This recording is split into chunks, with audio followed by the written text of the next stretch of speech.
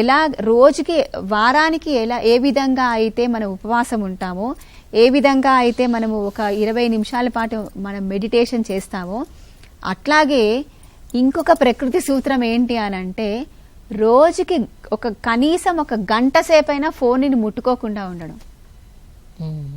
కనీసం 24 గంటల్లో ఒక గంట సేపు, అంటే పడుకునేటటువంటి 6 గంటలు పక్కన పెట్టేస్తే మిగతా మనం మేలుకుతోని ఉండి పనిచేసేటటువంటి ఒక గంట సేపు మాత్రం దీన్ని చూడొద్దు.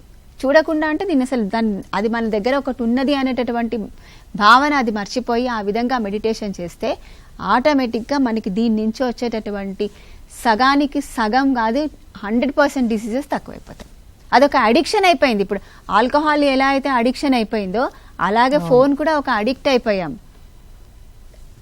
అడిక్షన్ ఆఫ్ ద డిసీజ్ అంటే ఇదేమో అనిపిస్తుంది. ఇప్పుడు నోబడీ ఈజ్ ఫోన్ లేకుండా ఎవరు ఉండటం లేదు, అందరికీ ఫోన్ కావాల్సి వస్తుంది.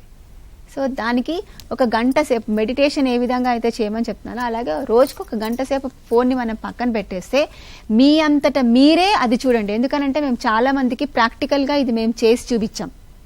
మా దగ్గర స్టడీ జరిగిందనమాట.